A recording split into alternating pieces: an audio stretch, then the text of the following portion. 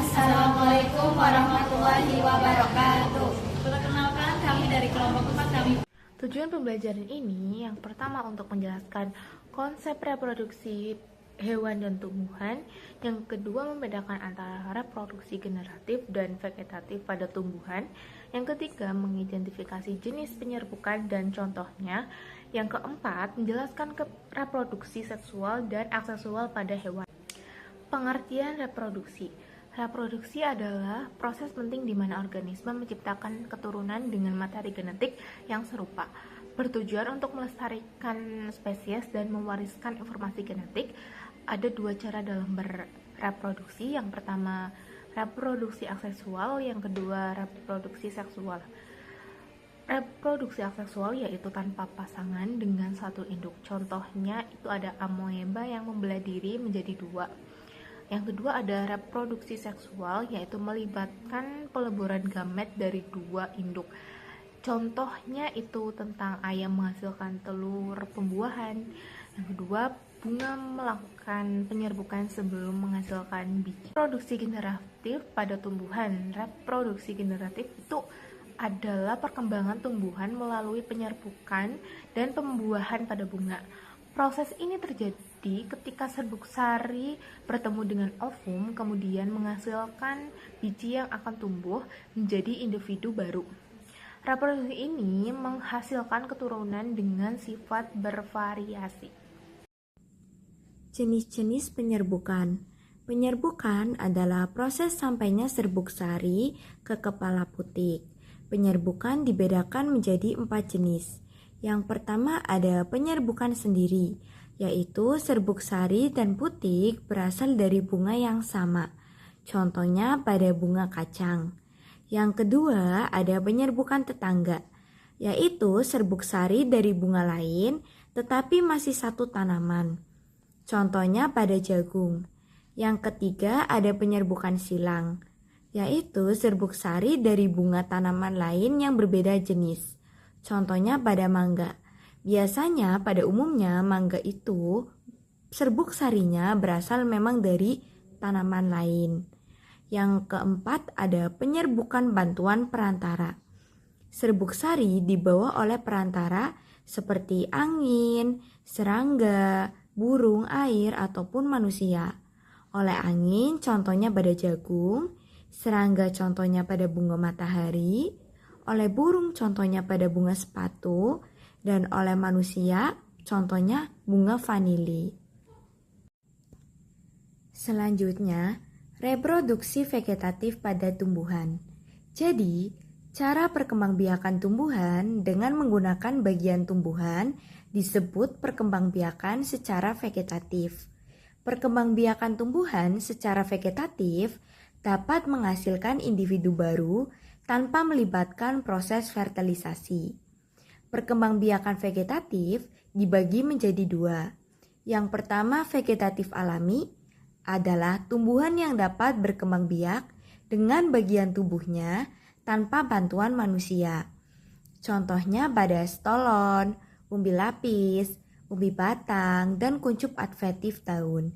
Yang kedua, vegetatif secara buatan adalah berkembang biak dengan bagian tubuhnya dengan menggunakan bantuan manusia.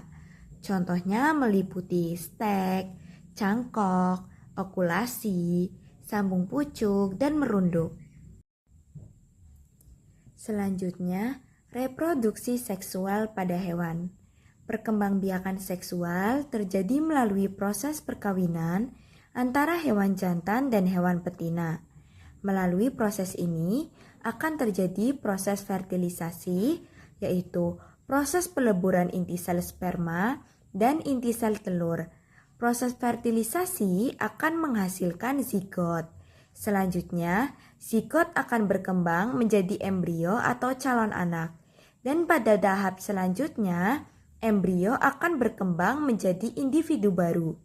Reproduksi seksual pada hewan dibagi menjadi 3, yaitu ovipar, vivipar, dan ovovivipar. Vivipar disebut juga dengan hewan bertelur. Hewan ini embrionya berkembang di dalam telur, contohnya penyu, ikan mujair, dan katak. Vivipar disebut dengan hewan melahirkan. Contohnya hewan mamalia seperti kucing, kambing, paus, dan lain-lain. Pada hewan mamalia terdapat kelenjar mamae untuk menghasilkan susu sebagai sumber nutrisi bayi hewan. Yang ketiga ada ovovivipar, yaitu hewan bertelur dan melahirkan. Contohnya seperti pada ular, kadal, dan lain-lain. Selanjutnya ada reproduksi aseksual pada hewan. Reproduksi aseksual pada hewan adalah perkembangbiakan tanpa penyatuan sel sperma dan ovum, sehingga keturunannya memiliki sifat yang hampir sama dengan induknya. Bentuk reproduksi ini meliputi yang pertama ada tunas. Terdapat hewan yang mampu berkembang biak aseksual dengan cara membentuk tunas untuk menghasilkan keturunan. Contohnya hidra dan ubur-ubur. Yang kedua ada fragmentasi, yaitu pematahan atau pemotongan tubuh induk menjadi dua bagian atau lebih. Contohnya planaria. Dan yang terakhir ada parthenogenesis, yaitu embrio berkembang dari sel telur betina tanpa melalui proses fertilisasi atau pembuahan oleh jantan. Contohnya ada lebah, semut, kutu daun, dan kutu air. Kemudian ada perbedaan reproduksi tumbuhan dan hewan.